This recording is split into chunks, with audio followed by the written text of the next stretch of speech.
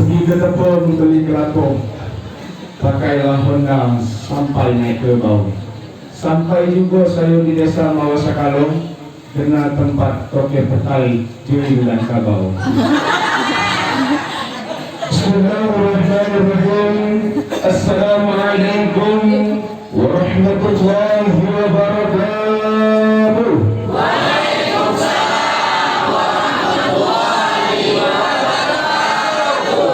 A'udzu billahi bismillah alhamdulillah wassalatu wassalamu ala rasulillah Muhammad ibn Abdullah man la nabiyya wa la rasul ba'da. Allahumma salli ala sayyidina Muhammad wa ala ali sayyidina Muhammad. Rabbi shrah li sadri wa yassir li amri wahlul 'uqdatam min lisani yafqahu qawli. Rabbana zidna 'ilma warzuqna fahma waj'alna ya Allah min 'ibadika as-salihin waj'alna ya Allah min 'ibadika al-muqarrabin waj'alna ya Allah min 'ibadika al-mughniyin waj'alna ya Allah min 'ibadika al-muttaqin wa ya arhamar rahimin. Qala Allah ta'ala fil Qur'anil 'azim a'udzu billahi minasy syaithanir rajim. Bismillahirrahmanirrahim. Wa minan nasi man yaqulu amanna billahi wa bil yawmil akhir wa ma hum bimu'minin. Sadaqallahul aliyyul azim.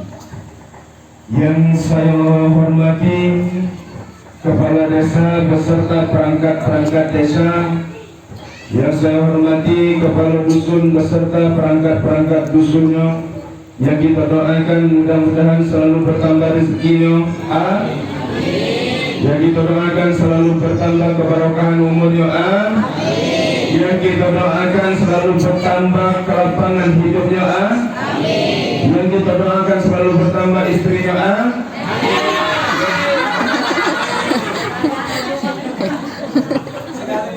yang kemudian saya muliakan para tua-tua tengganai, alim ulama, cerdik pandai, imam, khatib, bilal, pegawai syarak, kecil sakti gedang berdua, kecil penamu gedang bergelar, dan kecil tidak saya sebut nama, dan gedang pun tidak saya himbau gelarnya. Kalau saya sebut nama satu persatu, saya himbau gelar satu persatu, tidak ada balik saya. Serta induk-induk dan bergelar gelar di tangan, bersentuh cincin di jari, berkain tujuh sarung besar melipat pandan, emak-emak saya yang bercelup begitu sudah lama, yang insya Allah selalu dalam lindungan dan rahmat Allah Subhanahu Wa Taala. Amin ya Rabbal. Alhamdulillah saya sampai ke Mawasakalong. Iko kata Datuk tadi, kok bukan perkara janji manusia, tapi perkara janji iman. Karena sudah ditakdirkan Reza, jam ini, tanggal ini, bulan ini engkau sampai ke Mawasakalong. Kalau ini tak bukan karena perkara iman, entah sampai kapan saya sampai ke situ. Alhamdulillah, maghrib kemarin kami sampai ke situ. Dijemput oleh Pak Kadus, saya sama Gilang. Dijemput sama Pak Kadus, untung saya mau hilang. Kalau saya tidak mau bilang, Pak Kadus tidak tahu saya tidak tahu Pak Kadus. Alhamdulillah sampailah saya ke situ. Dijamu dengan makan makanan yang luar biasa. Sampai pagi tadi tak luput dari petai Jiring dengan Kabau. Saya takut yang balik bukan kita sangat Jiring. Takutnya saya. Maka tadi pas pagi ditawar lala petai Ustaz, tak Pak. Bukan karena saya hobi, bukan karena saya suka-suka, cuman saya takut kena jerat aku kena sengan. Ceramah sampai semua kalau bukan ceramah malah kena jering. Alhamdulillah atas izin Allah kita dapat bermuajahah, berkumpul, berduduk bersama-sama dengan tujuan memperingati Isra wal Mi'raj Nabi Muhammad sallallahu alaihi wasallam. Isra wal Mi'raj terjadi pada tanggal 27 Rajab pada tahun 8 kenabian. Tepat jamnya di sepertiga malam. Rasulullah diisrakan kemudian dimi'rajkan. Ini Isra Mi'raj ini, ingat catat tanggalnya, tanggal 27 Rajab tahun 8 kenabian. 27 Rajab pada tahun ini 2021 tepat pada tanggal 11 Maret 2021. Sekarang sudah tanggal berapa? Tanggal berapa? 20. Tanggal 20 Maret 2021. Sudah tanggal 7 Sa'ban. Sudah 9 hari kita lewat. Dikit pahala kita. Betul? Iya. Masih gue. Siapa yang menyebut memperingati Isra Mi'raj itu kalau di pangkal pahalanya besar, kalau di akhir dapat pahala dikit? Salah. Yang penting itu nih, kalau memang nak merebut pahala yang besar dari Isra Mi'raj, tepat pada tanggal 27 Rajab buat acara Isra Mi'raj, jam 2 malam kita mulai Isra Mi'raj sampai subuh hari. Sanggup? Iya, enggak ditanya sanggup jam 2 malam. Jam 2 malam tuh wayang-wayang merengkul. As-salatu khairum minan naum. Salatlah lebih baik salat daripada tidur. Pengangingan dari masjid sampai ke rumah tidur lalu baru salat. Kalau memang mau mengambil barokah dari Isra Mi'raj, kalau berpendapat kalau Isra Mi'raj itu kita di hari hanya itu besar pahalanya, mari kita rayakan Isra Mi'raj itu tepat pada tanggal 27 Rajab jam 2 malam sampai waktu subuh. Karena dari mulai jam 2 malam Rasulullah itu Isra sampai waktu sebelum subuh Rasulullah sudah kembali pulang ke Masjidil Haram. Kalau mau mengambil barokahnya, karena kami pun, kok saya luruskan, saya tidak ada dari Muaro Jambi, saya dari Jambi, dari Kota Meriah. Kalau disebut Muaro Jambi, saya bingung juga kalau ditanya dusun mana. Dari Jambi, saya dari Kota Meriah, saya pun dusun, mak saya orang Mesam. Nah, jadi kalau memang mau mengambil barokah ilmiah, kalau berprinsip berpendapat Isra Mi'raj itu harus dilakukan di hari H, harus dilaksanakan pada saat itu juga. Mari kita buat tahun depan, buat jadwal saya ke sini, jam 2 malam kita mulai sampai subuh. Jangan ada yang ngantuk. Entah ibu dengan bapak yang mundur dulu, entah saya yang tidak datang.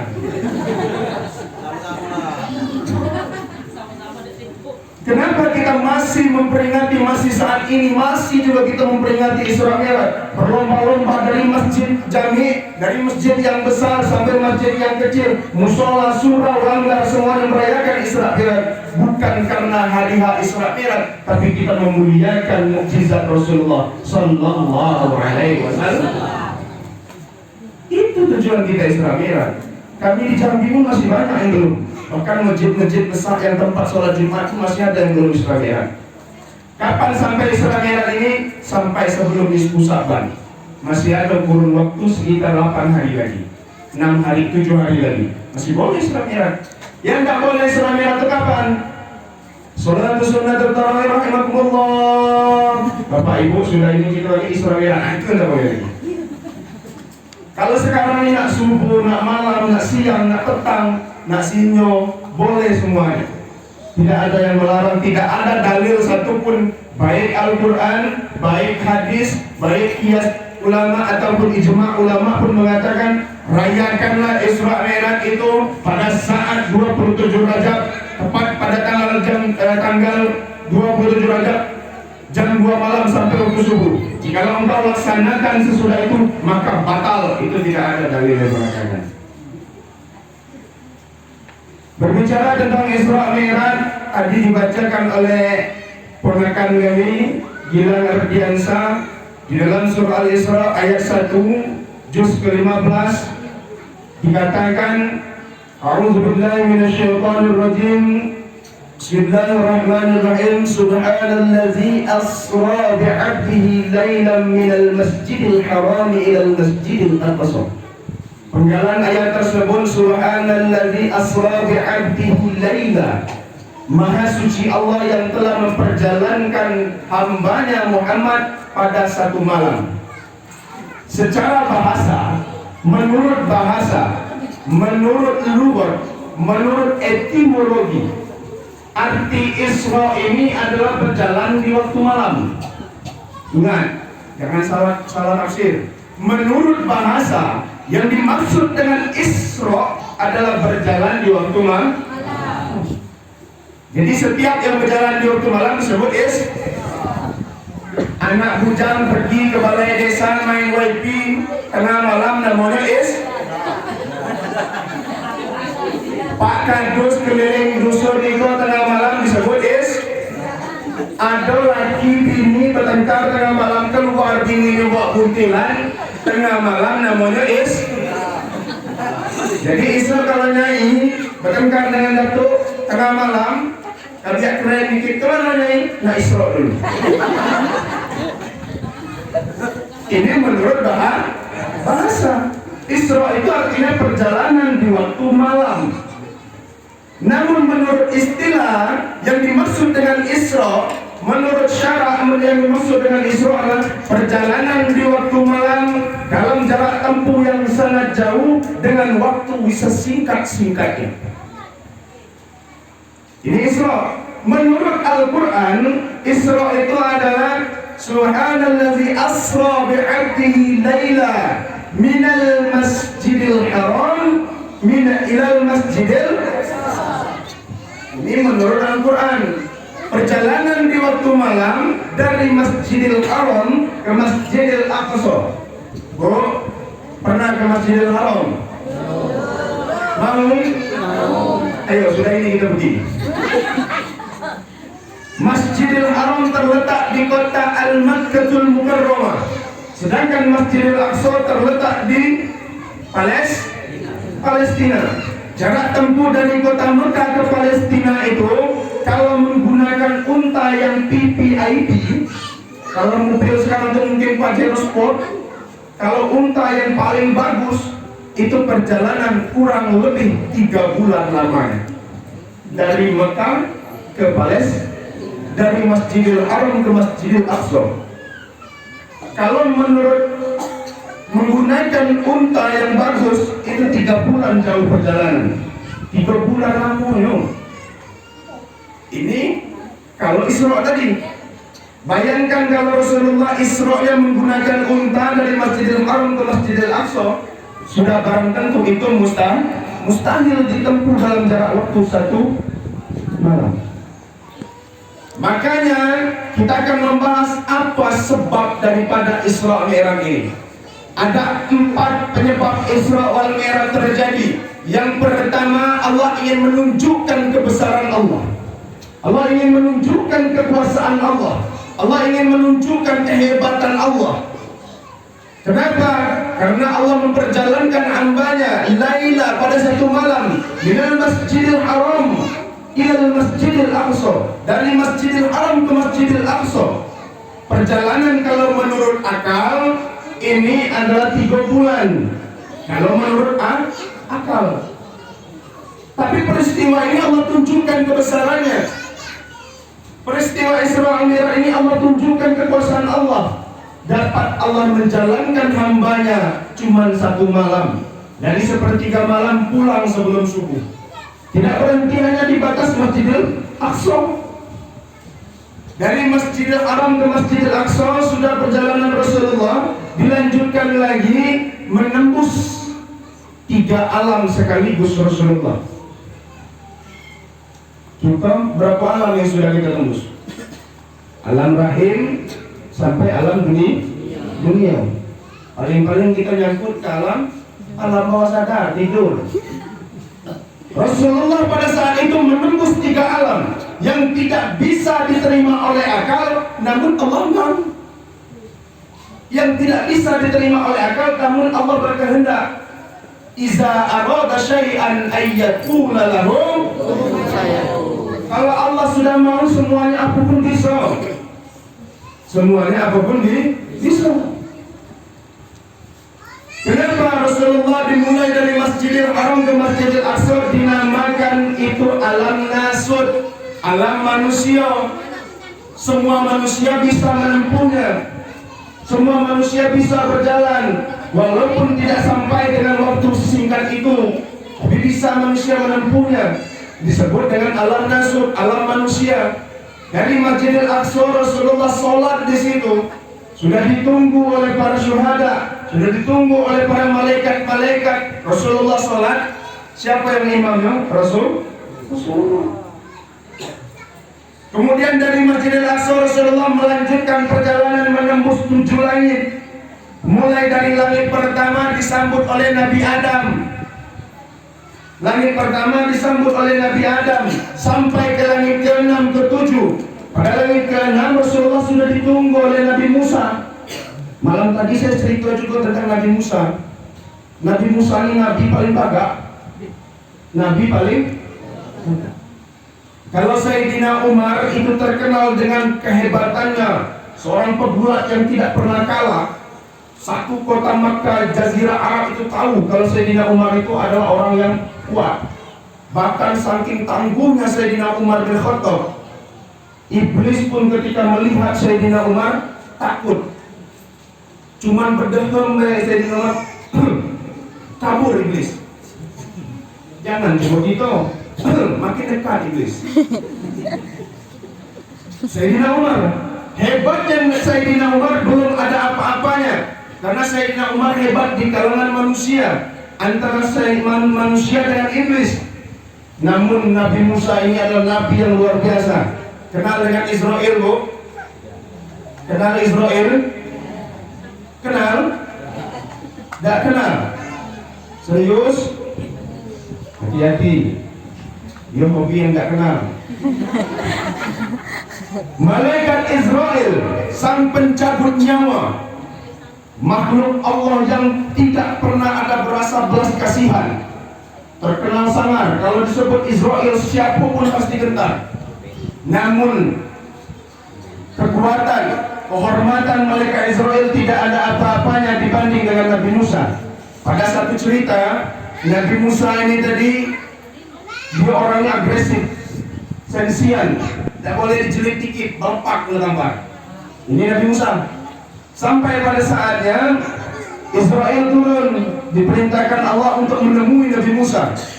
Israel yang terkenal tidak punya belas kasihan tiba-tiba melirik Nabi Musa. Nabi Musa tidak terima dan tidak senang. Apa yang dilakukan Nabi Musa? Israel kelopak ditampar. Malaikat Israel ditampar Nabi Musa. Sekelas Israel, Bu.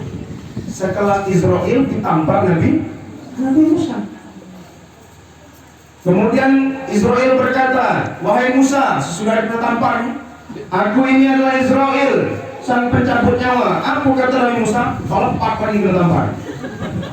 Kalau bahasa kita jangan ngaku, jangan pakai meloloi. Naik Israel tadi menghadap kepada Allah. Ya Allah, untuk hamba Kau yang satu itu aku minta ampun ya Allah. Kenapa kata Allah? Saat aku menemui dia 2 kali, saya dapat hadiah dari dia 2 tamparan berturut-turut ya Allah. Dia tidak percaya kalau aku ini Israel. Tolonglah ya Allah, beri aku setempel untuk memastikan kalau aku ini benar-benar Israel. Israel minta setempel menunjuk ke Nabi Musa, kartu pencabut nyawa. Nah, setelah diberi Allah setempel, kalau benar-benar dia malaikat Israel, turun dia ke bawah. Nemu lagi Nabi Musa, takut. Padahal sudah buat stempel. Nabi Musa bertanya, kenapa lagi datang? Ya Musa, aku ini benar-benar Israel, sang penyabut nyawa. Nabi Musa mengayunkan tangan. Ya Musa, tengok nih, stempel. Serius nih. Apa kata Musa? Kenapa tak bilang dari tadi? Nah, 2 kali kita tampar, kenapa bilang dari tadi? Lama Pak kena tampar, kenapa tak bilang dari tadi? Kata Musa, kalau memang engkau diutus Allah untuk mencabut nyawaku agar aku bertemu dengan Allah, kenapa tak dari tadi? Mungkin hati Israel, seandainya Israel ini diberi nafsu, pasti merutuk. Tadinya pun ada butuh tampar. Nah ini Nabi Musa yang gagah perkasa ini menyambut kedatangan Rasulullah di langit ke-6. Disambut, didoakan oleh Nabi Musa. Sudah lama kami menanti kehadiranmu Muhammad. Melanjutkan lagi sampai ke langit ke-7, bertemu dengan Nabi siapa? Khalilullah, yang digelar dengan Khalilullah, Nabi Ibrahim alaihissalam. disambut oleh bapak sekalian Nabi Ibrahim. Gedornya pintu langit ketujuh. Siapa? Kata Nabi Ibrahim. Aku Jibril. Siapa yang bersamamu? Muhammad. Masuklah. Sudah lama aku menantikan kedatanganmu. Semoga keselamatan atasmu ya Muhammad. Naiklah Muhammad tadi. Dari langit pertama sampai ke langit ketujuh itu disebut dengan alam malakut.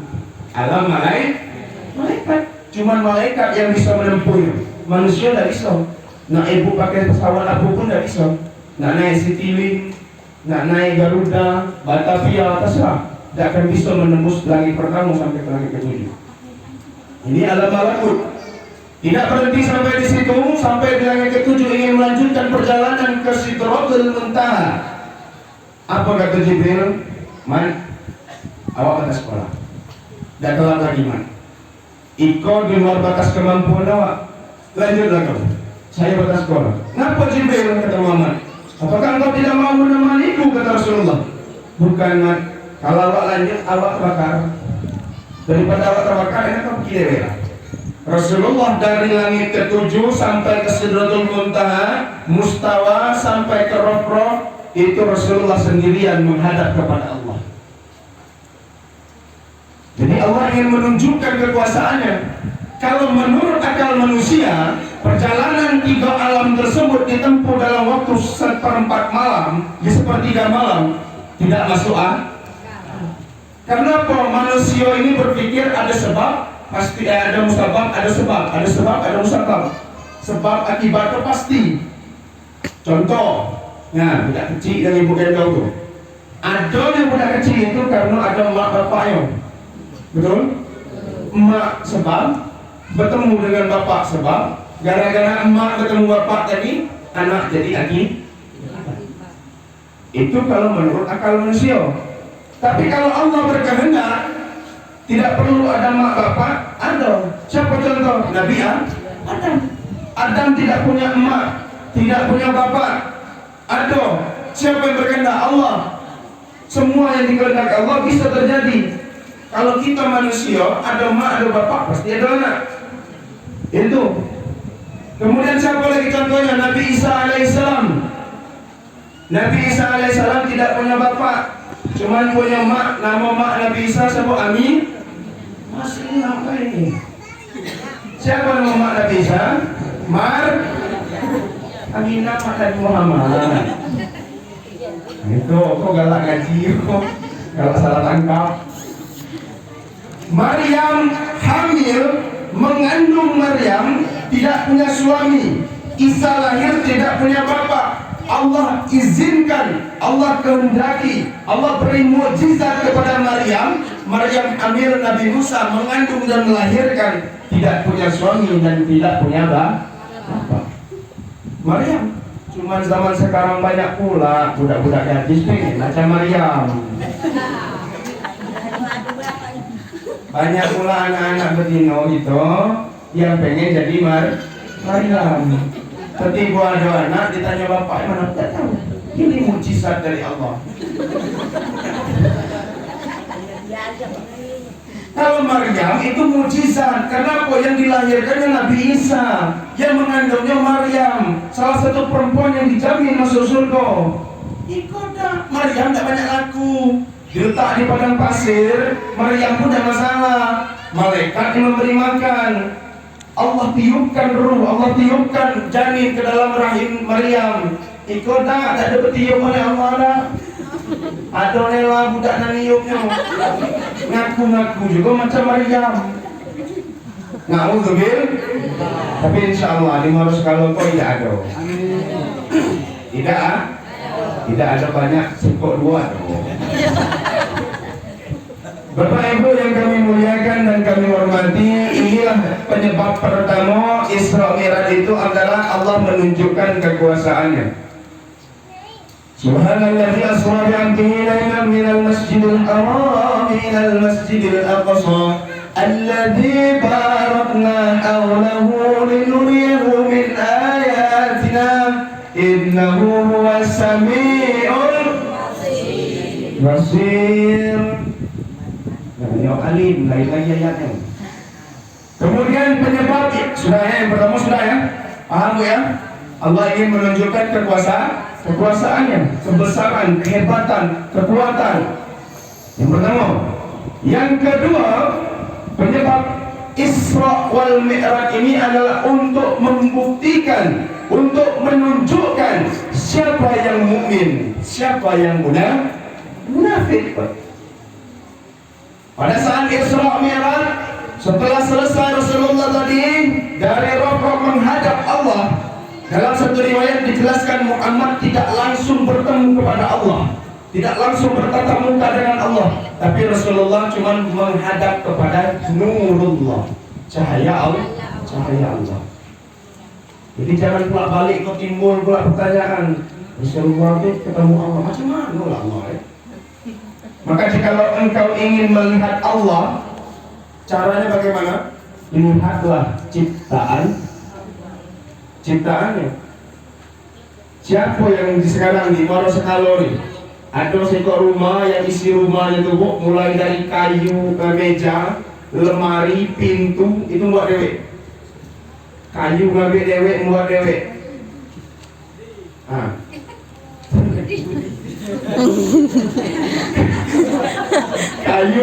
Kayu nebang dewek, ngetak dewek, nyeset dewek, mola dewek, buat dewek kursi meja entah kayu sapu dan diambil, tak tahu.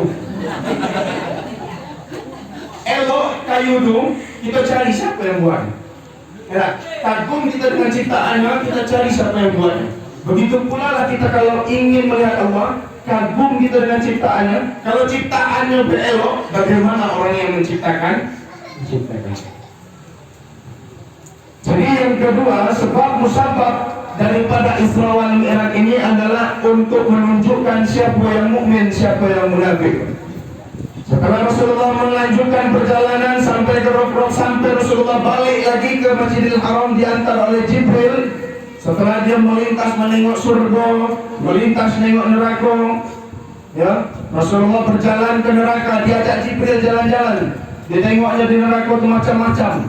Ada manusia kepala ular, ada manusia yang memang dia gawenya tuh diambilnya besi panas tuh ditokok kepala pecah, panasnya lagi elok lagi kepala, tokok lagi pecah. Dia tanya Rasulullah, siapa itu ya Jibril? Itu adalah orang yang tidak mau melunasi hutang. Kemudian ditengok Rasulullah lagi, ya Jibril, siapa itu Jibril? Badan manusia, kepala ular. Itu adalah orang yang suka bergosip.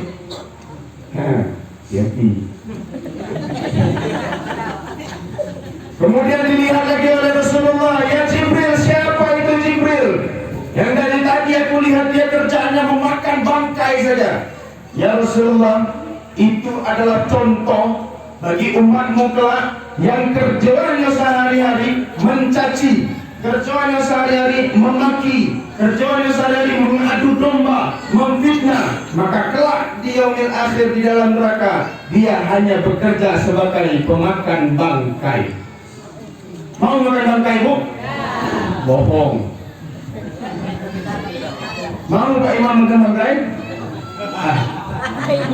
Pasangan baru sudah makan bangkai. Ayam kampung yang dihidang tadi lah mati, ikan yang dimasak sambal tadi lah mati. Tapi ini bukan bangkai binatang, akan tetapi bangkai saudaranya sendiri. Hati-hati. Sebab ini kalau masalah nyebut orang bagi ke ibu-ibu. Ya Ustaz, ya Bu.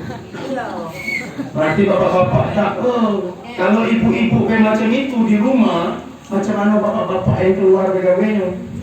Coba di gosip dia. Jangan salah Bu. Dulu yang ibu-ibu pada gosip bapak-bapak itu, zaman kini kau sambung. Kadang tuh pakai pula bapak-bapak gosip. Iya. Pakai pula bapak-bapak gosip. Di luarnya bergosip, balik ke rumah ngadu ke bininya. Nah, ikon nama untuk api ketemu bensin. Bini ku bensin, laki kita bilang api. Dek, nampak aja. Dari mana lu Pak Kardus beli mobil? Gimana lah, mulai dia berdua lagi bini. Iko lanamu ayat Al-Quran kata itu watakawanu alal ithmi wat udwan dia. Bukan wala tapi watakam. Dia tolong menolong dalam keburukan dan kejelekan. Insya Allah orang-orang yang seperti ini, laki bini yang macam ini, insya Allah serempak masuk. Amin. Hati-hati. Tapi insya Allah dimasuk kalau tak ada banyak, tapi ada. Jadi setelah Rasulullah pulang dari Rafah sampai ke Masjidil Haram, bingung Rasulullah. Jam 2 kurang lebih jam 2 Rasulullah dijemput. Di sepertiga malam Rasulullah dijemput. Sebelum dijemput Rasulullah dioperasi oleh malaikat, dibersihkan hatinya, dibersihkan dadanya, dimasuk cahaya keimanan. Rasulullah memang terkenal dengan an-nasul maksum, manusia yang tidak pernah berbuat dosa. Sampai ke Masjidil Haram, Rasulullah selesai Isra Mi'raj, Rasulullah duduk menung. Datanglah orang-orang kafir untuk mengejek Rasulullah. Ya Muhammad, ngapa kau duduk menung? Apa kata Nabi Muhammad? Sesungguhnya aku baru saja Isra wal Mi'raj. Aku baru sudah berjalan dari Masjidil Haram ini ke Masjidil Aqsa. Kemudian aku melanjutkan perjalanan bertemu dari langit pertama sampai ke langit ke-7. Kemudian lanjut lagi ke Sidratul Muntaha, Mustawa dan Rafraf, bertemu dengan Allah. Aku diberi perintah. Apa kata orang-orang kafir? Muhammad gilo. Muhammad gilo. Macam mana pula kau berjalan dari Masjidil Haram ke Masjidil Aqsa bertemu Tuhan, kemudian balik lagi jam 2 kau pergi, jam 5 lah balik? Mustahil Muhammad. Orang-orang kafir Quraisy mengangkat kaki sebelah, melompat-lompat sambil bertepuk tangan mengatakan Muhammad gilo, Muhammad gilo, Muhammad gilo. Aku berbeda kafir. Jadi kalau ada orang yang macam itu orang kan? Saya bodoh. Kalau ada yang loncat-loncat kaki sebelah orang kan? Jadi ini kerjaan orang kafir. Dihinanya Rasulullah, dikatakan Rasulullah itu orang gila, Muhammad gila, sambil melompat-lompat kaki sebelah sambil tepuk tangan. Ramai orang-orang kafir. Nabi Muhammad cuma diam deh. Tak senang hati orang kafir. Tadi bertemu dengan Abu Bakar, disebutnya Abu Bakar. Abu Bakar, kau lihat sahabatmu yang kau mulia-muliakan adalah orang yang gila. Apa kata Abu Bakar? Kenapa? Karena dia mengatakan dia melakukan perjalanan dari Masjidil Haram sampai ke Palestina sana, kemudian melanjutkan bertemu Allah dan diberi perintah. Apa dah gila? Kata orang-orang kafir bilang ke Abu Bakar. Apa jawaban Abu Bakar? Seandainya memang kata-kata itu keluar dari mulut Muhammad, maka aku percaya 1000%. Dan jikalau aku mendengar ada satu orang yang mengatakan Muhammad pembohong, mengatakan Muhammad gila, maka aku sendiri yang menebas kepalanya. Makanya disinilah Abu Bakar mendapat gelar Abu Bakar As-Siddiq. Ini asal usul gelar Abu Bakar. Abu Bakar As-Siddiq, orang yang membenarkan perkara keimanan Rasul. Nah, di situ juga dilihat, baru nampak mana yang beriman, betul-betul beriman, percaya akan peristiwa Isra Mi'raj. Mana yang imannya cuma di depan Rasulullah, maka dia mulai mengejek Rasulullah. Terbuktilah mana yang mukmin, mana yang munafik. Salah satu ayat menjelaskan di dalam Al-Quran surah Al-Baqarah, wa minan nasi man yaqulu amanna billahi wa bil yawmil akhir. Wa minan nas, dan banyak sekali manusia ini mayaqulu, yang berkata amanna billah, aku beriman kepada Allah, wa bil yaumil akhir, dan di hari akhir aku beriman. Di depan orang apa sebenarnya? Wa ma hum bimu'minin, padahal mereka bukan orang-orang beriman. Yukhadi'una Allah walladzina amanu, mereka merasa menipu daya Allah. Yukhadi'una Allah walladzina amanu wa ma yakhda'una illa anfusahum wa ma yash'urun. Mereka merasa menipu Allah. Mereka merasa menipu orang-orang beriman, padahal mereka menipu diri mereka. Jadi kalau ada orang yang mengatakan dirinya beriman, cuma sembahyang tidak, nah itu berarti munafik. Jangan takut. Munafik. Ada ragu disebut munafik.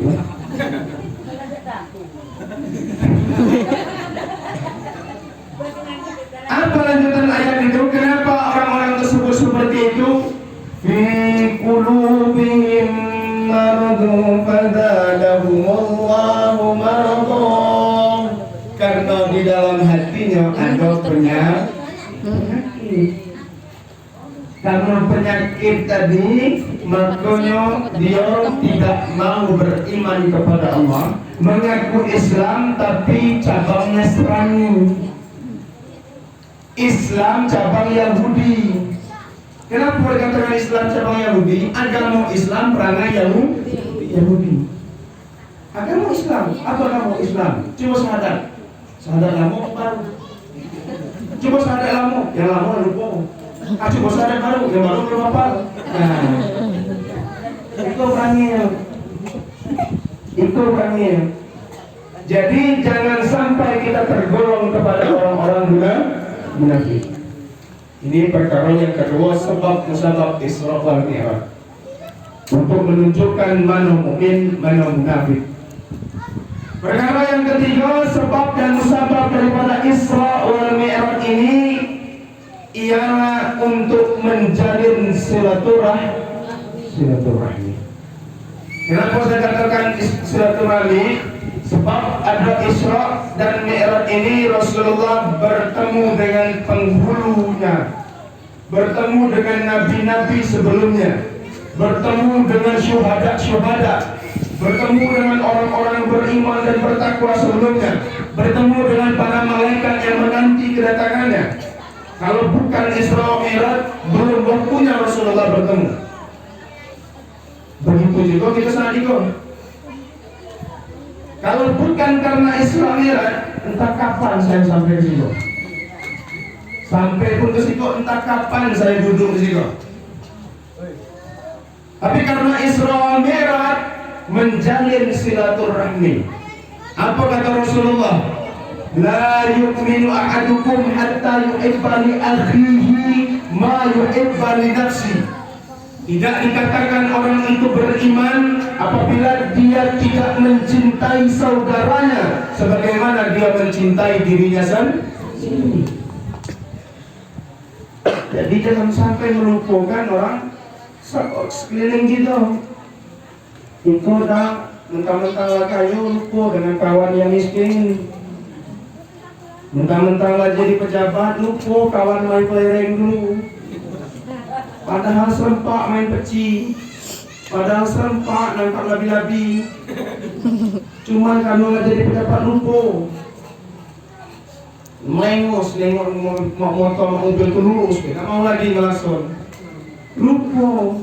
Padahal kita dijelaskan innamal mu'minuna ikhwatun. Orang-orang beriman itu bersaudara. Hadis Rasulullah pun mengatakan, nih bentar lagi bulan puasa. Bapak Ibu, haram bagi kita masuk neraka, masuk surga jikalau kita membiarkan tetangga kita kelaparan sedangkan kita berkenyang-kenyangan. Makanya Rasulullah mengeluarkan hadis menyuruh Siti Aisyah pada saat itu kalau mau masak banyak enggak kuah. Masak ayam kampung banyak kuah. Setidaknya tidak dapat dagingnya, dapat kuahnya. Cuma jangan disengaja. Oh, galak pula disengaja pesan syaresa itu banyak ikuan. Ayam kampung teko, ayamnya diambilnya kalau kuahnya tapi kan tanggung. Nah, itu ada elok peranginya kok. Dengan menjalin silaturahmi ini penting. Apalagi anak dengan bapak, emak dengan anak, suami dengan istri, dulur bedulur, sanak keluarga, handai tolan, tetangga semuanya itu wajib silaturahmi. Cuman kalau di dusun saya yakin masalah kekeluargaan silaturahmi elok terjalin. Kalau kami di kota, lo di lo, gua di gua. Lo mati, gua datang. Gua mati, kalau mau datang tak pergi. Tapi kalau di kota, kenapa Bu? Dari mulai saya datang kemarin, tidak ada saya nengok pagar yang lewat dari kepala. Paling tinggi pagar batas dado. Kalau di Jambi jangan tinggilah pula pagar dari buku atap. Sehingga kalau ada musibah, tetangga tu pikir 2 kali tidak datang. Nak digedor pintu gembok gedang, nak dipanjat ada bukan bahan panjatan. Nah, sudah itu dia nyalain tetangga. Rumah kami kebakaran, apa tak ditolong? Macam mana nak nyiram? Tinggilah pagar dari buku atap. Tapi alhamdulillah di sini nampaknya rukun. Karena saya berapa kali banyak saya ketemu mulai dari Pak Kadus cerita kami di siko keserumpun lah, anak beranak lah, galau-galau ini. Alhamdulillah. Bapak Ibu yang kami muliakan, yang saya hormati dan saya banggakan, perkara yang ketiga tadi ialah untuk menjalin silaturahmi. Ingat, sudah 3 perkara. Lagi saya tanya jangan lupa, ya. Lagi saya tanya. Perkara yang keempat ialah untuk menjemput mukjizat yang mulia, yaitu perintah sholat. Perintah sholat. Apa disebut sholat? Perintah sholat.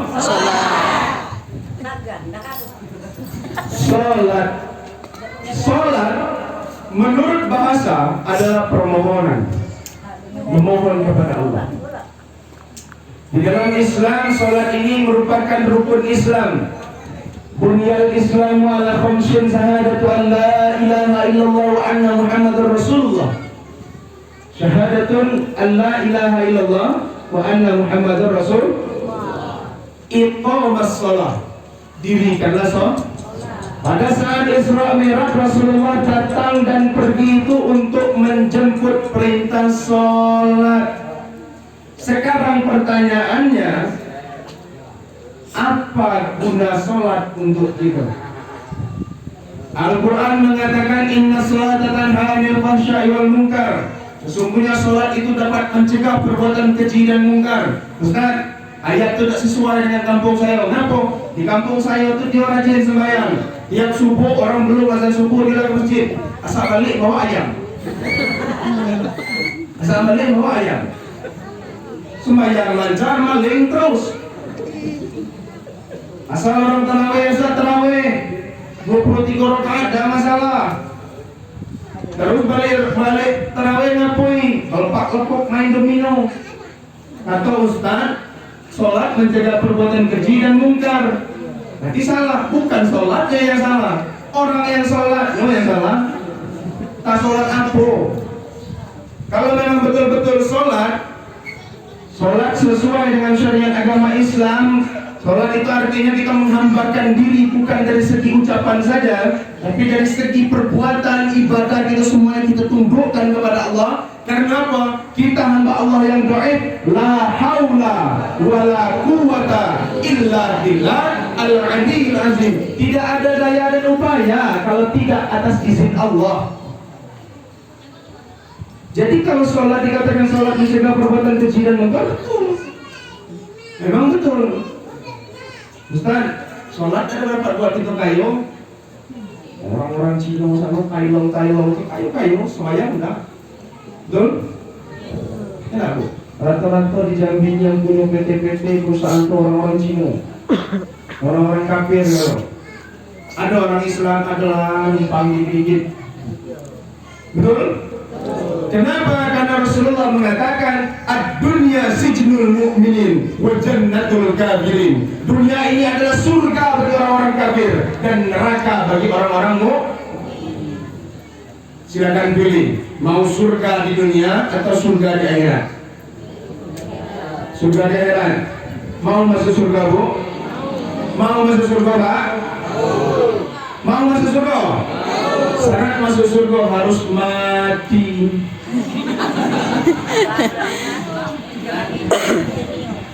Syarat masuk surga harus mati. Silahkan. ibu bapak duluan saya nyusul elok juga. Atau saya belakangan ibu duluan dan bapak elok juga. Syarat masuk surga harus mati. Gak bisa dah mati. Ini sholat. Kemudian sholat juga.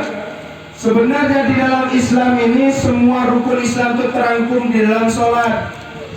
Terangkum di dalam sholat. Islam sudah mengajarkan kita disiplin. Mulai dari syahadat. Asyhadu an la ilaha illallah wa asyhadu anna Muhammadar Rasulullah. Itu syahadat kita. Sama bu, kita syahadat kita. Sama. Mau dari Muaro Sekalo, Muaro Tembesi, Muaro manapun, syahadat tetap sah. Mau dari Jambi, mau dari Kerinci, Bungo, Batanghari, Tebo, apapun itu, syahadat kita tetap sama. Nah, orang Indonesia, orang Arab, orang kaya, miskin, pejabat, rakyat, yang namanya syahadat tetap sah. Sama. Tidak ada beda-beda. Artinya syahadat mengajarkan kita disiplin akidah. Nanti yang dia curang.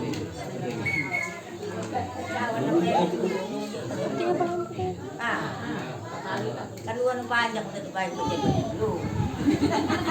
Ibu nawan nanti yang dia. Sungguh benar ganda.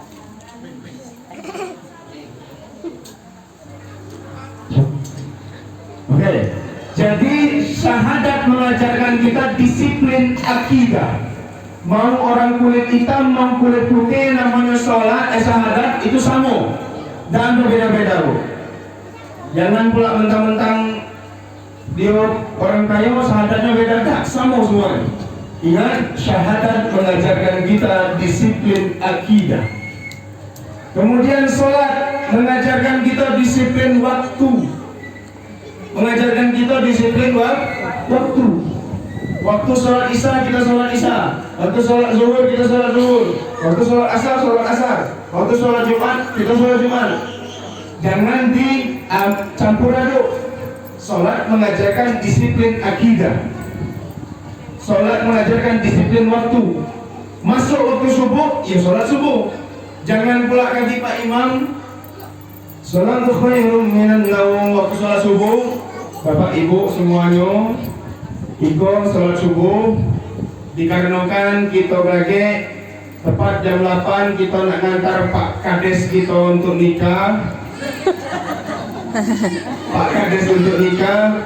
Jadi sampai mungkin acara sampai sore, langsung lagi terlengkapi sholat subuh, zuhur dengan asar waktu subuh. Tidak bisa.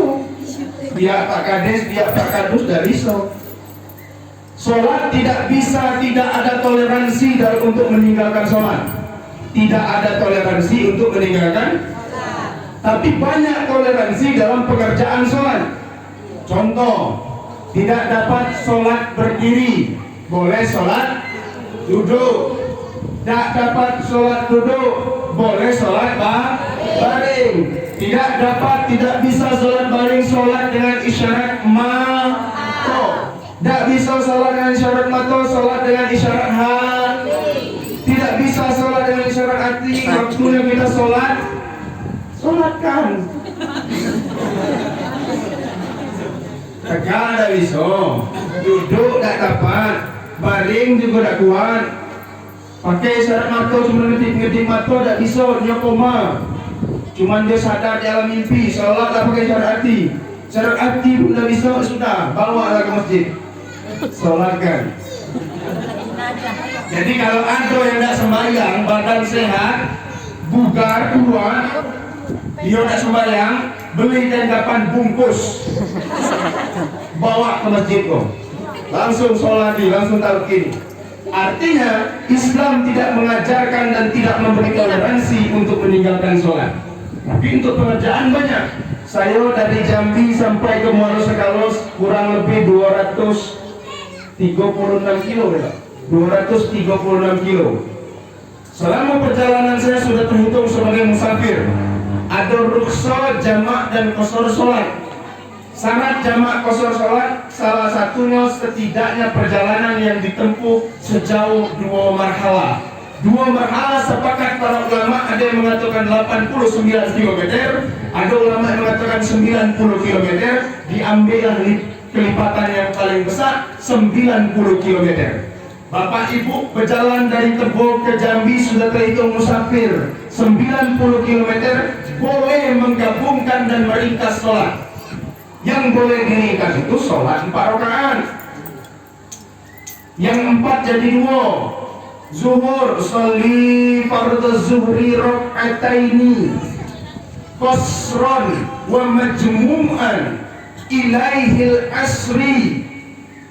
Tetaplah ada lillahi ta'ala, jangan pula musafir lillahi ta'ala. Tetap tidak dapat bahasa Arabnya. Sengaja aku sholat zuhur 2 rakaat, aku ringkas dan aku gabungkan kepada waktu asar karena Allah Ta'ala. Caranya ikomat dulu. Sesudah sholat zuhur langsung lagi sholat asar di waktu zuhur tadi. Usolli fardal ashri rak'ataini qasran wa majmu'an alaihi zuhri.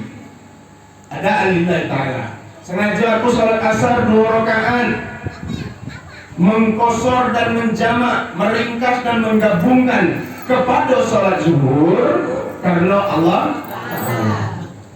Ingat, yang boleh diringkas cuman yang 4 rakaat. Dan kalau sholat maghrib macam mana? Jangan pula diringkas 1,5.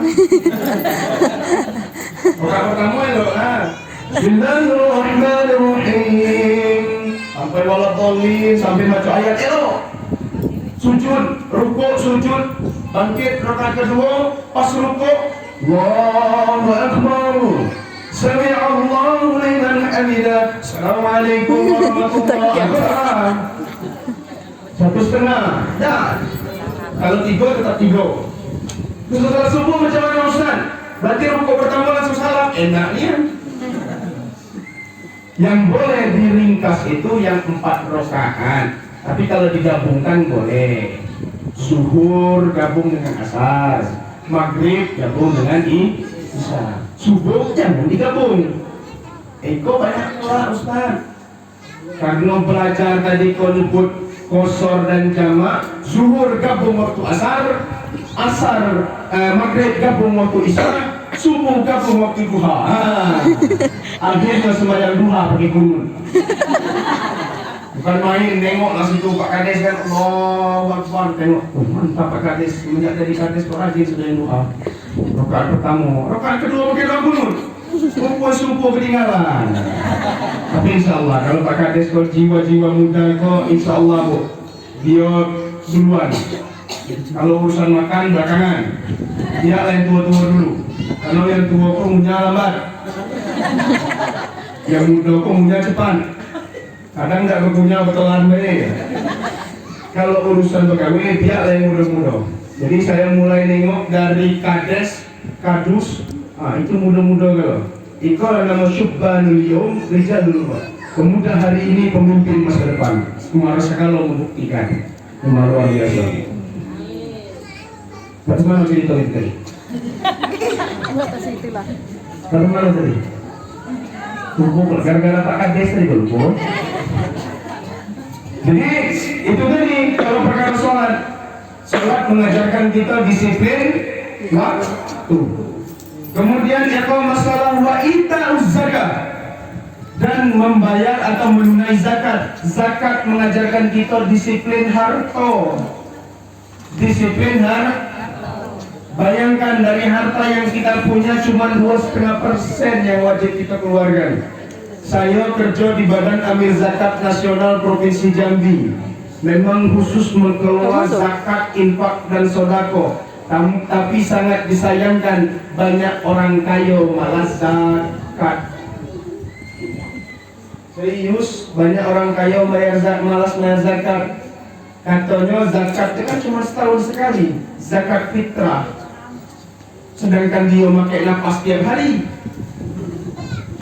Bayar zakat cuma setahun sekali, nafas tiap hari, makan tiap menit. Ibu bayar zakat ada alasannya. sawit terek lah, getah murah lah. Hati-hati yang punya kebun sawit, punya kebun getah.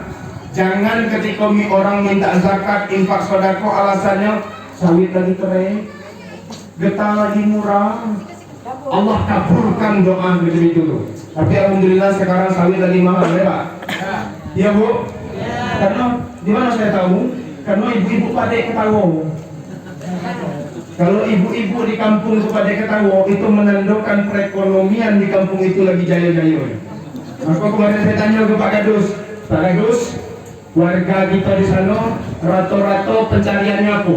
Berkebun karet dengan sawit. Ayolah.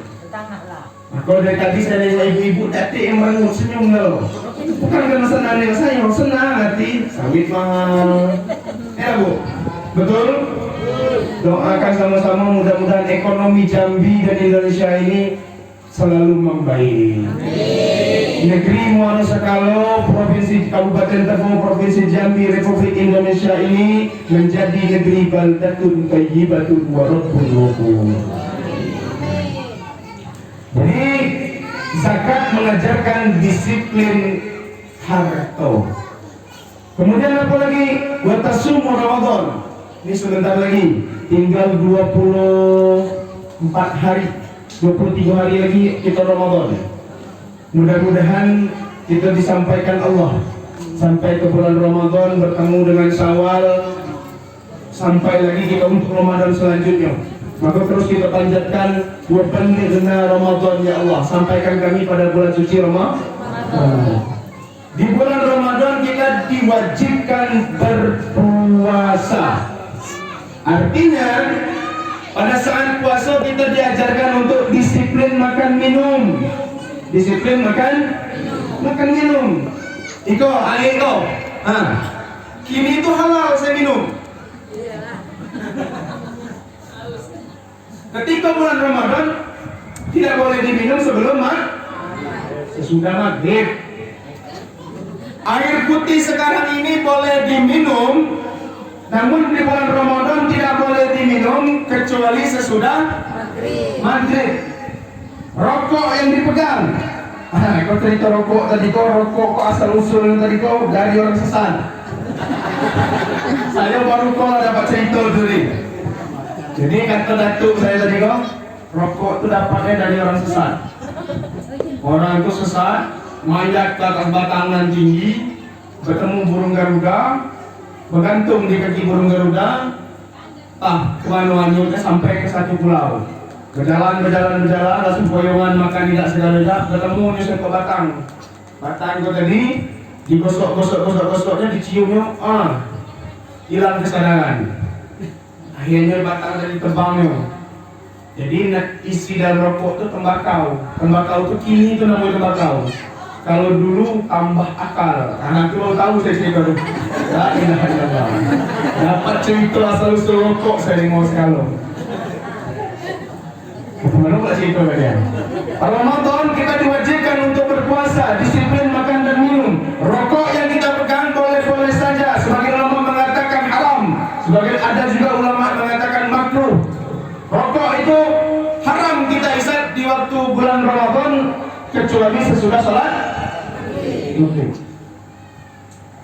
Nasi putih, lauk jengkol, lalap petai, goreng kabau, komplit. Boleh kita makan sekarang, haram kita makan ketika bulan suci Ramadan kecuali sesudah sholat. Es cendol boleh kita makan di bulan Ramadan sesudah sholat. Kolak pisang, kolak ubi haram kita makan di bulan suci Ramadan kecuali sesudah sholat. Sesudah sholat. Apa lagi? Es buah boleh kita makan sekarang, haram dimakan di bulan suci Ramadan kecuali sesudah sholat. Istri yang kita cintai dan kita sayangi, yang halal sudah kita miliki, haram kita gunakan di waktu bulan suci Ramadan kecuali sesudah sholat tarawih.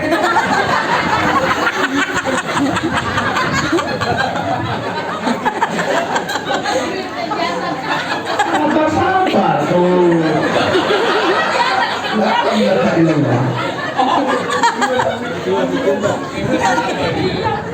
Sesudah sholat tarawih, sholat maghrib singkat waktu.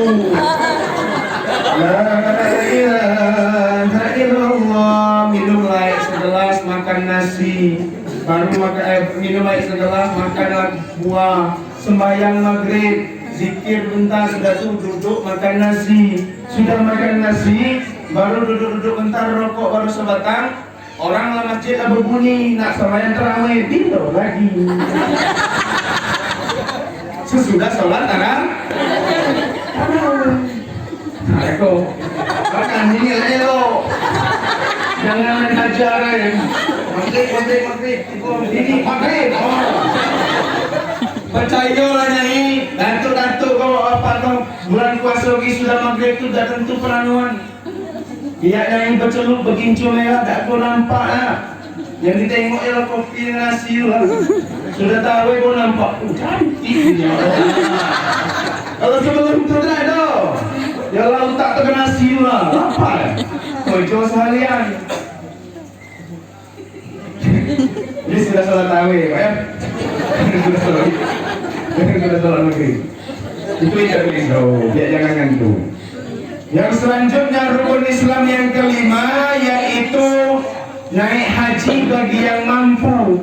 Di sini diajarkan kedisiplinan tentang kemampuan, mampu dari segi harga, mampu dari segi fisik, mampu dari segi hati, akal dan pikiran. Naik haji itu harus mampu. Mampu yang pertama itu apa? Mampu akal dulu. Biarlah duit banyak, kalau akal kurang, saya juga orang kan. Sampai kesana tuh lekor jalan burung, gerak di awal, Rakat haji bukan main. Sampai ke sana, cari labi-labi, tak ada temu. Kemudian mampu apa lagi? Mampu fisik. Haji itu adalah ibadah fisik. Haji ini adalah ibadah yang sangat mengundang fisik. Fisik harus kuat. Berjalan. Kalau normalnya, kalau kita dekat lingkungan Ka'bah, putaran kita 7 putaran satu sa'i itu kira-kira perjalanan kurang dikit, lebih dikit, kurang lebih sekitar 12 kilo perjalanan. Atau paling dekat lingkaran itu kita sekitar 8 kilo jalan. Ini baru 8 mata lah sampai kaki. Ini ibadah haji. Mudah-mudahan kita bisa serempak lah semua pergi haji. Amin. Gadung juga orang Jambi kalau serempak. Itu pesawat Garuda yang nomor sekian siapa isinya? Kalau grup. Siapa pilotnya? Pilotnya Pak Imam Musola Nurul Yakin. Kenanya siapa? Budi. Itu gawat gitu. Kosong kampung berdati lagi, jangan pula siapa yang nunggu kampung. Tapi insya Allah mudah-mudahan kita semuanya sampai ke tanah haram. Amin ya Rabbal. Mau berangkat umroh tapi gratis, Bu? Mau, saya kasih tips. Ini serius. Saya kasih tips dan cara berangkat haji dan umroh tapi gratis, tanpa spesial pun mengeluarkan biaya. Caranya bagaimana? Caranya ibu pergi sholat subuh. Setelah selesai sholat subuh, jangan pulang sebelum masuk waktu syuruk. Waktu syuruk itu kapan, Ustaz? Waktu syuruk itu sesudah terbit matahari sampai masuk waktu duha. Masuk waktu duha, terbit matahari. Antara keduanya itu waktu syuruk. Apa kata Rasulullah dalam riwayatnya? Barang siapa yang berdiam diri di masjid sampai masuk waktu syuruk, kemudian melaksanakan sholat 2 rakaat yaitu sholat syuruk, maka dia dapat pahala sama seperti pahala haji dan umroh.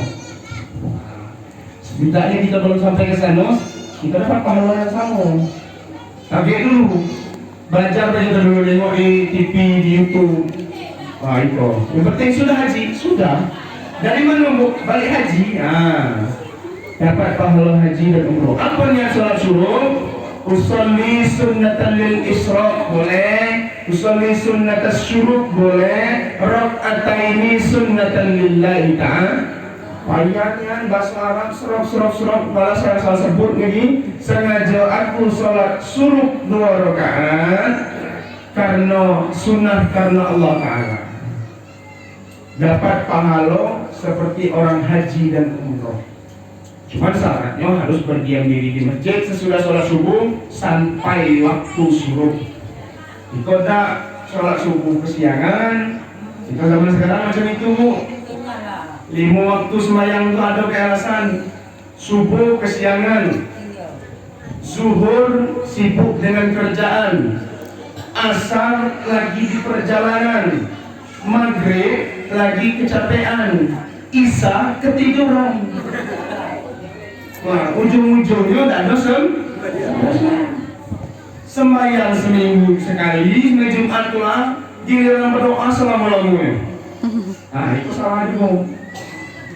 Segala doa minta, ya Allah Tuhanku tambahkan rezekiku ya Allah. Ya Allah Tuhanku, mudah-mudahan sawitku tak ada lagi terik ya Allah. Gempa lancar macam mana hujan ya Allah. Ya Allah ya Tuhanku, jadikanlah anakku anak yang soleh dan soleha ya Allah. Mudah-mudahan apapun yang kami buat ini elok ya Allah. Ya Allah ya Tuhanku, tolonglah elok dikit bini saya ya Allah. Yang banyak-banyak itu dirapi dikit. Nah, itu dari sekali. Bapak Ibu yang saya muliakan dan saya hormati, jadi sholat ini tujuan kita sholat adalah menghambakan diri kepada Allah. Isra Mi'raj ini tujuannya menjemput perintah sholat. Sholat ini dikatakan as-salatu imaduddin. Sholat ini tiangnya agama. Siapa yang mendirikan sholat menegakkan tiang agama. Siapa yang meninggalkan sholat berarti dia meruntuhkan agama. Jadi jangan tinggalkan sholat. As-salatul miftahul jannah, as-salatul miftahul ibadah. Salat itu kunci surga, salat itu kunci ibadah. Besok yang ditanya besok duluan bukan kawan siapa, bukan. Besok yang ditanya bukan apa yang kau punya, bukan. Yang ditanya bukan berapa banyak kau puasa, bukan. Yang ditanya salat kita kemana. Kenapa salatnya harus dijemput? Sedangkan yang lain cuma ayat deh. Puasa ya ayyuhalladzina amanu kutiba alaikumusiyam. Wahai orang-orang yang beriman, kami wajibkan kepadamu untuk berpuasa. Zakat cuma aqimus shalah wa atuz zakah. Haji juga macam itulah. Kenapa ketika sholat harus dijemput? Karena sholat ini kunci ibadah. Seluruh rukun Islam yang 5 itu ada semua dalam sholat. Syahadat. Dalam sholat kita bersyahadat.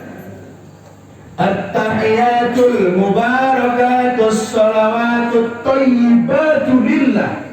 Assalamu alayka warahmatullahi wabarakatuh. Assalamu alayna wa ala ibadillah sholihin.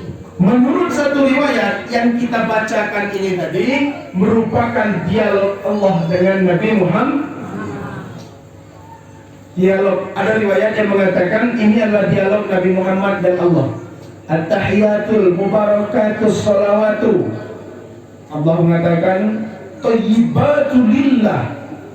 Muhammad mengatakan kepada Allah, Engkau yang maha baik, Engkau yang maha segala-galanya yang memberi keberkahan. Thayyibatu lillah. Untuk Allah. Apa kata Allah? At-tahiyatul mubarakatus salawatut thayyibatu lillah. Assalamu alayka ayyuhan nabiyyu wa rahmatullah. Keselamatan atasmu wahai nabi yang kami rahmati, kata Allah. Apa kata Rasulullah? Rasulullah sayang dengan kita. Assalamu alayna wa ala ibadillahi sholihin. Rasulullah bukan mendoakan diri sendiri. Assalamu alayna, keselamatan juga atas kami hamba-hamba umat-umat saya. Min ibadillahi sholihin, dari golongan orang-orang yang soleh. Ini satu riwayat mengatakan inilah dialog ketika Isra Mi'raj. Rasulullah bertemu dengan Allah, bertemu dengan Nurullah. Dia bukan langsung apa ya Allah, ngapa saya dipanggil? Dia melaksanakan langsung sujud di hadapan Allah. Jadi kita ada syahadat di dalam sholat. Asyhadu an la ilaha illallah wa asyhadu anna Muhammadar Rasulullah. Anda syahadat.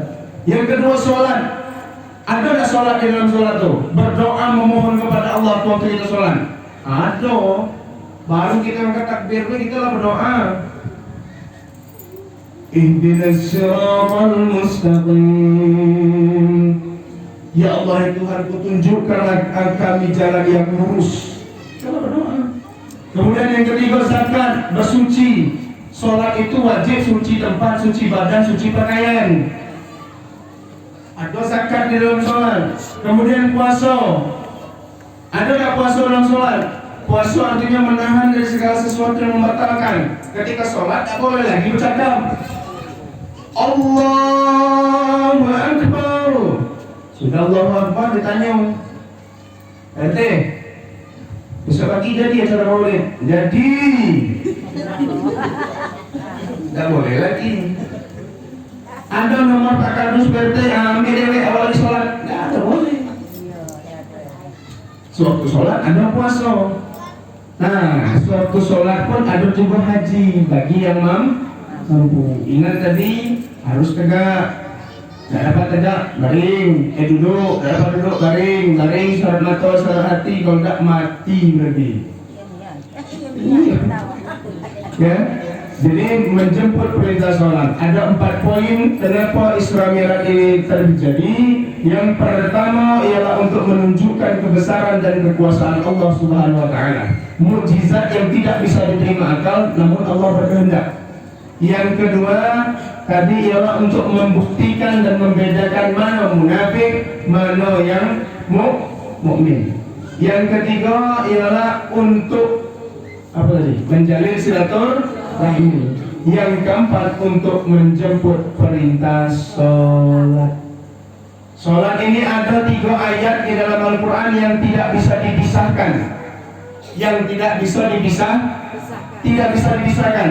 Satu kita pisahkan, kita kerjakan, yang satu kita tinggalkan, yang satunya maka sia-sia. Apa ayatnya? 1.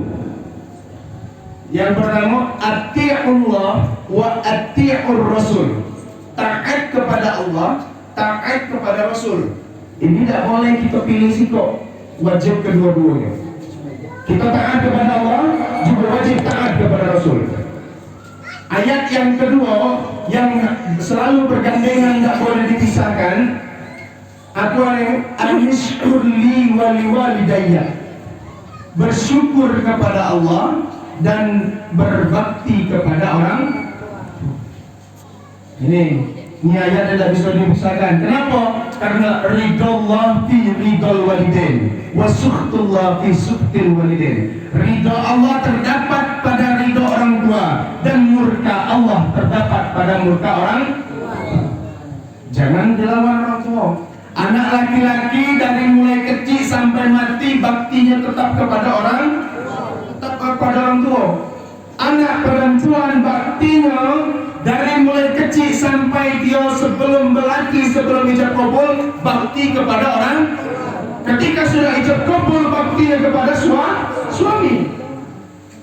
Bukan berarti dia bakti kepada suami durhaka kepada orang tua.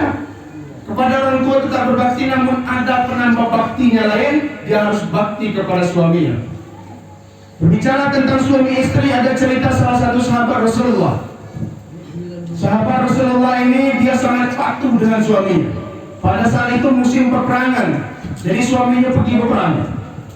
Sebelum suaminya pergi berperang, suaminya berpesan kepada istrinya, "Wahai istriku yang aku cintai." Pernah bapak manggil ibu macam itu? Tidak, minta panggil kali ini. Pak, panggil dong. Panggil kayak mana? "Wahai istriku yang aku cintai." Bapak pernah dipanggil ibu, "Wahai suamiku yang tersayang." Pernah? Minta panggil sudah ini. Jadi istrinya saking berbaktinya, Bu. Suaminya sebelum pergi berperang, suaminya berpesan, "Wahai istriku, jangan engkau keluar dari rumah ini apapun yang terjadi sebelum aku pulang ke rumah." Itu amanat suaminya. Tak boleh keluar sebelum suaminya balik ke perang. Kalau suaminya tak ada hidup balik, sarong gitu, tak keluar. Jadi pada satu ketika ibunya sakit. rumahnya dekat. Macam dari rumah Abang Budi ke rumah Pak Imam tadi. Saya kira jauh nian. Pak Kadus bilang, Ustaz naik motor Ustaz. Kemana kita Pak Kadus? Kita ke rumah Pak Imam. Wah, saya pikir kalau naik motor pun jauh kan. Rupanya baru masuk gigi 1 lah sampai. Saya sebut Pak Kadus kalau misalnya ikut saya jalan jadi itu kan. Tapi alhamdulillah. Jadi suami tadi dapat suaminya pergi perang, istrinya tinggal di rumah. Tidak boleh keluar sebelum suaminya pulang. Datanglah seorang dari tetangganya dibilang, wahai fulan, ibumu sekarang sedang sakit. Pergilah engkau menemui ibumu. Apa kata istri tadi? Sampaikan permohonan maaf kepada ibuku. Aku tidak bisa keluar dari rumah sebelum suamiku pulang. Nah, keesokan harinya datang lagi. Yang tadi, wahai fulan, ibumu sekarang sedang kritis menghadapi sakaratul maut. Pergilah engkau temui ibumu. Apa jawabannya? Maafkan aku tidak bisa keluar dari rumah sebelum suamiku pulang. Besok pagi datang lagi, wahai fulan, ibumu sudah meninggal dunia. Padahal dia adalah ibu yang mengandungmu, yang melahirkan dan membesarkan serta menyusuimu. Kenapa engkau tidak datang ketika dia sakaratul maut? Apa jawaban istri ini tadi? Aku minta maaf karena suamiku tidak mengizinkan aku keluar dari rumah sebelum dia pulang dari berperang. Balik orang ini tadi, menutup-nutup nyebut anak durhaka. Durhaka kira-kira ya. Masa emak mati tidak ditengok kelewatannya. Kalau di sekolah ada cabainya tuh. Siang harinya datang lagi orang tua, wahai fulan, ibumu sudah hendak dimasukkan ke dalam kubur. Engkau lihatlah ibumu untuk terakhir kalinya. Jangan jadi anak yang durhaka. Apa kata jawabannya? Aku minta maaf karena sambil berlindangan air mata, suamiku tidak mengizinkan aku keluar dari rumah apapun yang terjadi sampai dia pulang. Pergi utusan ini tadi mengadu ke Rasulullah. Ya Rasulullah, itu ada anak yang durhaka Rasulullah, maka putuskanlah hukuman untuk membunuhnya. Apa kata Rasulullah? Apa ceritanya?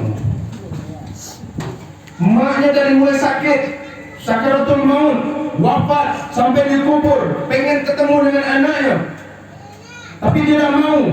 Kenapa kata Rasulullah? Karena alasan suaminya tidak mengizinkan keluar dari rumah sebelum suaminya pergi pulang berperang. Apa kata Rasulullah? Itulah perempuan, anak perempuan, kata Rasulullah. Di depan orang ramai Rasulullah mengatakan, yang sudah mana tadi orang kampung bilang dia anak durhaka. Apa kata Rasulullah? Itulah contoh penghuni surga yang bisa menolong dan menarik ibunya ke surga karena baktinya kepada suami. Karena baktinya seorang istri ini tadi kepada suaminya, dia bisa membantu ibunya masuk surga.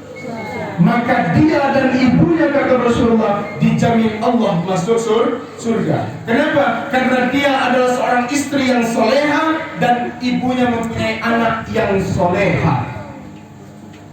Kalau di sini jangan. Maka sakit, aku tidak boleh pergi sebelum laki aku balik nyerat ringgiling, nyerat lala. Mulai, kalau tidak ada keseret, entah. Ini artinya bakti kepada suami itu luar biasa.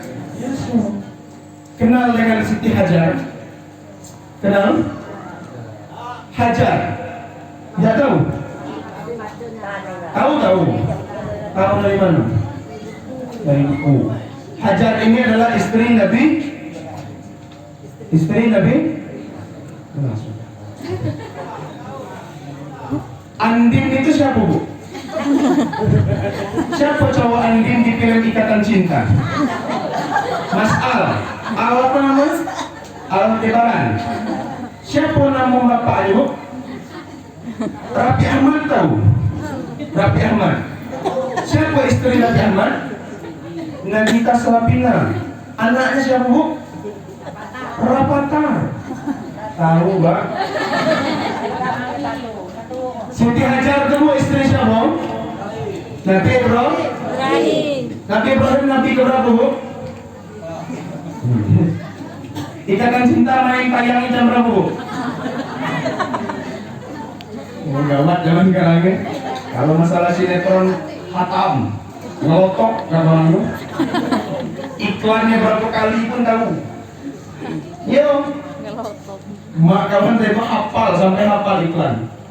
Nonton Ikatan Cinta sinetron tuh hafal iklannya. Kalau iklan yang pertama itu 12. Dia nanya ke anaknya, sudah iklan yang berapa? Baru 3 mak, 9 lagi. Hafal.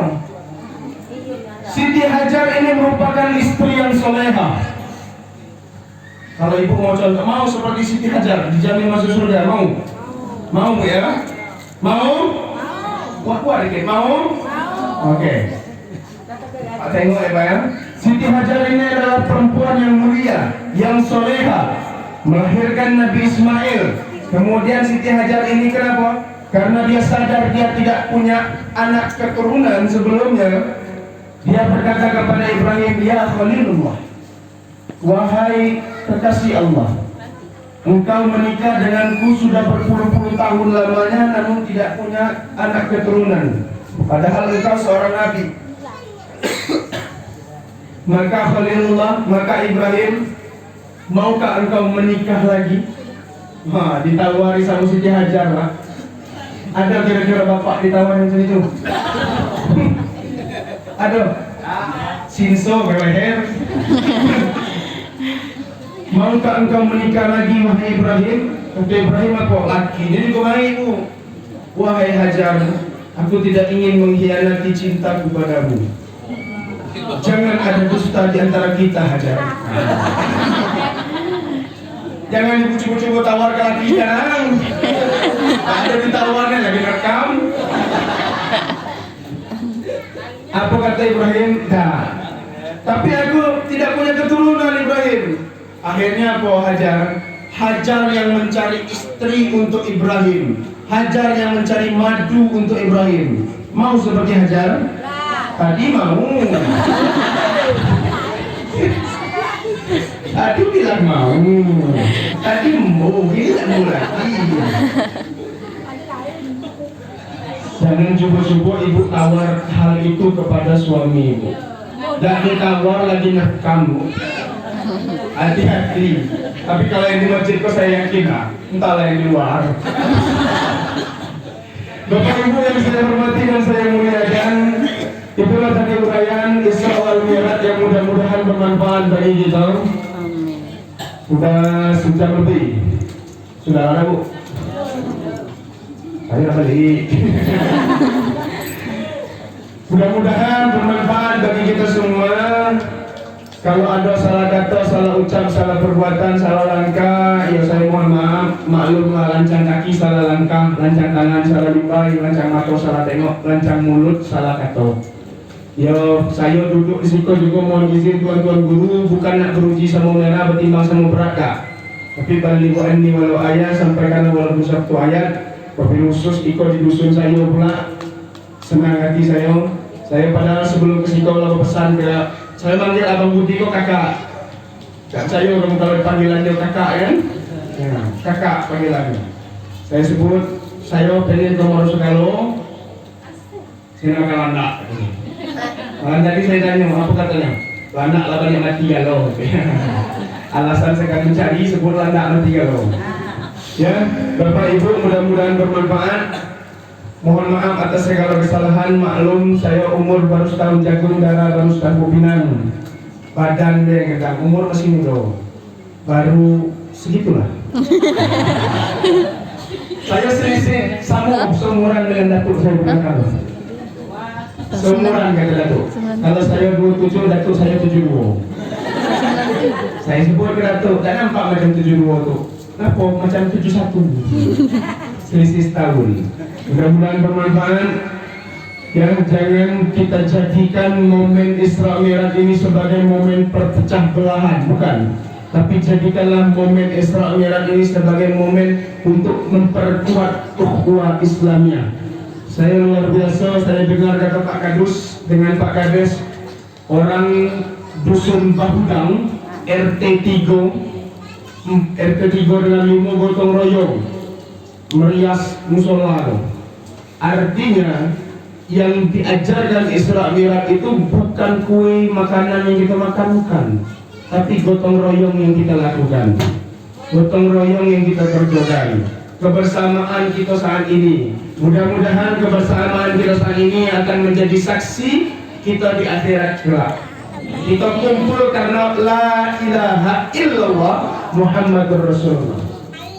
Satu hadis yang ingin saya sampaikan sebelum menutup ini, manfaat bapak, ibu, saudara-saudari semua kumpul dalam majelis taklim itu ada 4 keutamaan yang tidak didapati di tempat manapun. Mau itu di dusun suwo-suwo ada ketemu juga, di tubuh belimbing berdegung, nah, itu tidak bakal dapat juga. Simpang kanan tidak juga dapat. Nah, simpang kanan, simpang apa di Sungai Morosakalo, sungai apa lagi, ibu tunggu tidak bakal dapat. Apa 4 keutamaan ini? Dijelaskan oleh Rasulullah SAW pada hadis ke-11 di dalam kitab 40 hadis zikir dan doa karangan Ustaz Tuan Guru Profesor Dr. Haji Abdul Somad dan CMA PhD. Kenal Ustaz Somad? Kenal? Kenal di mana? Kenal namanya. Mudah-mudahan Allah izinkan beliau sampai ke Morosakalo. Amin ya. Sekarang sebelum ada Ustadz Abdul Somad, ada Kuba Ustadz Budi Ardiansa. Apa kata Rasulullah di dalam hadisnya? Ma min qaumin yadhkurunallah. Di antara orang-orang yang berkumpul yadhkurunallah, untuk mengingat Allah, Allah berikan 4 keutamaan. 1. Illa haffat bihimul malaikah, dikelilingi para malaikat. Ini kita sekarang Bu, majelis ilmu kita sekarang, tanpa kita sadari dari tadi subuh, dari kemarin mulai ibu mempersiapkan, bapak mempersiapkan, malaikat sudah berbondong-bondong datang ke surau Nurul Yakin. Kenapa malaikat datang ke sini? Deknya jebol. Kenapa malaikat datang ke sini? Tujuan malaikat datang ke sini cuma untuk mendoakan orang yang ada di dalam surau ini. Yang di luar macam mana? Yang di luar kenal juga, dapat juga. Artinya orang yang ada saat majelis ilmu ini, saking luar biasanya majelis taklim, duduknya atau tidurnya orang cuma duduk diam di majelis taklim itu sama lebih baik daripada orang sholat berpuluh-puluh rakaat. Cuma jangan buat sudah ini duduk ke sembahyang tidak. Illa habat bihimul malaikah, kita dikelilingi malaikat-malaikat. Ngapa malaikat dikelilingi kita? Cuma untuk mendoakan kita. Apa doa malaikat?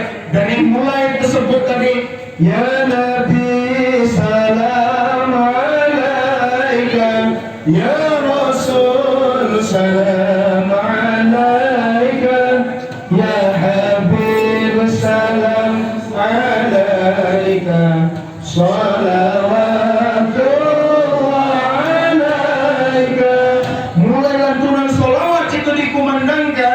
Malaikat mulai mendoakan, Allahumma ghfir lahum, ya Allah ya Tuhan, ampunilah dosa-dosa mereka ya Allah, warhamhum, dan kasihanilah mereka ya Allah, beri kasih sayangmu.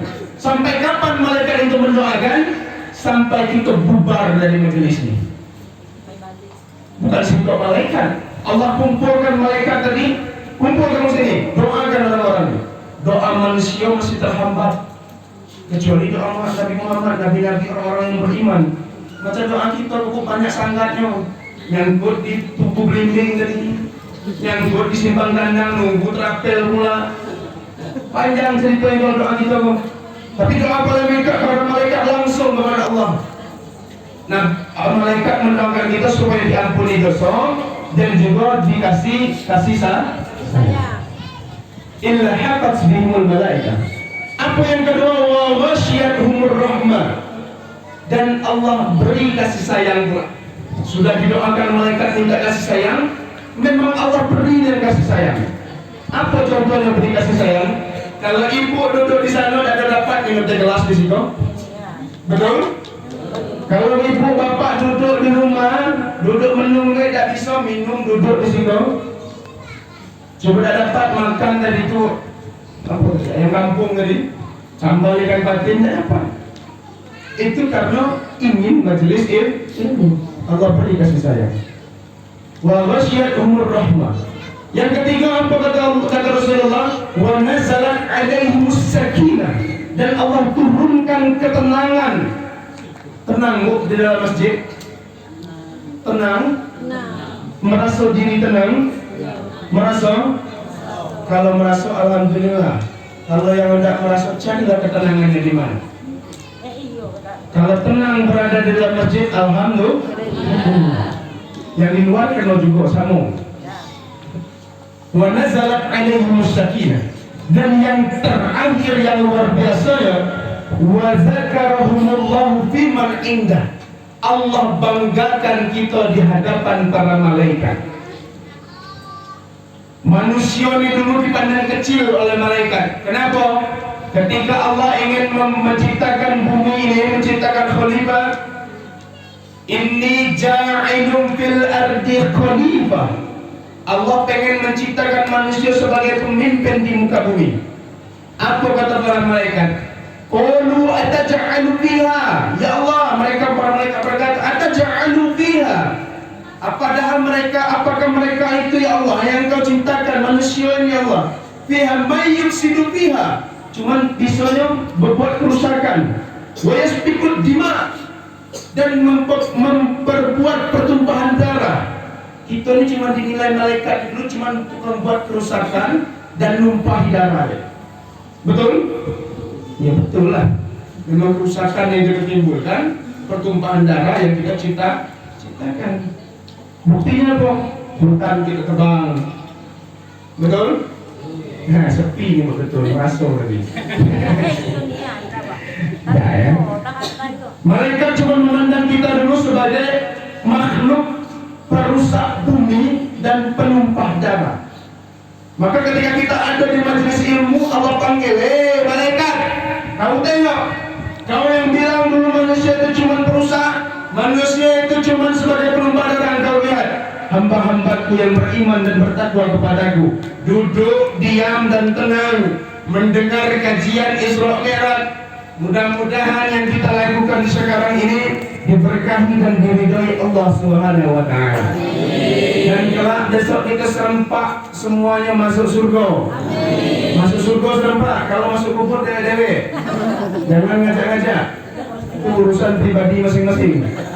Yang nak duluan lah, yang nak belakangan lah. Ya, tapi mudah-mudahan kita serempak masuk surga semuanya bersama Rasulullah. Kita semuanya masuk surga, Pak. Semuanya kita masuk surga. Dijamin Allah pasti. Yang namanya umat Nabi Muhammad pasti masuk. Pasti. Cuman berhenti dulu, mampir dulu. Sesuai dengan pesanan masing-masing. Yang galak nebang kayu, sepanjang kayu. Yang galak nyerat lana, bunuh lana, sebanyak duri lana ulang.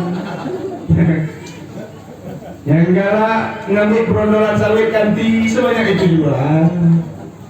Sesuai pesanan masing-masing. Kita booking 1 tahun, pesan 1 tahun di neraka, berarti 1 tahun. Cuma di dalam riwayat dikatakan perbandingan dunia dan akhirat itu 1 hari di akhirat 1000 tahun di dunia. Berarti kalau ibu sudah pesan tiket 1 tahun liburan ke neraka, kalilah 1000 tahun, 1 tahun kali 1000. Insya Allah lama. Insya Allah lah lama. Tapi insya Allah kita semua pasti masuk surga. Cuma nunggu giliran. Apa saya duluan, ibu belakangan? Apa ibu belakangan, saya duluan? Nah itu tidak tahu. Mudah-mudahan macam itulah kejadiannya. Amin ya rabbal alamin. Nah, terima kasih doanya. Bapak Ibu yang saya muliakan dan saya hormati, itulah tadi mudah-mudahan sedikit banyaknya ada yang membekas di diri kita dari pembahasan Isra Mi'raj ini. Kuatkanlah ukhuwah Islamiyah, kerukunan umat beragama, tetangga, dan Islam tidak pernah mengajarkan perbedaan ras, agama, bangsa, suku, dan negara. Mau itu kemarin tadi malam diceritakan di Marosakalo Kolongkap Saya nanya, nak pakai bahasa aku lengkap di situ. Batak ada, Medan ada, orang kita jauh ada, orang kita Palembang ada, orang kita Lampung ada, Pekanbaru ada, orang Dusun ada. Berarti membuktikan Muaro Segalo itu adalah Bhinneka Tunggal Ika. Biar berbeda-beda namun tetap satu jua. Itulah yang diharapkan oleh Pak Kades selaku pemimpin desa, Pak Kadus selaku pemimpin dusun. Walaupun kita berbeda pendapat itu biasa, tapi jangan jadikan itu sebagai pemecah antara kita sama-sama keluarga. Betul? Mudah-mudahan bermanfaat. Akhir kalam ini sebelum saya tutup, kalau saya buka tadi dengan pantun, saya tutup dengan pantun pula. Bukanlah jambi menanam padi ditanam di tepian batang hari.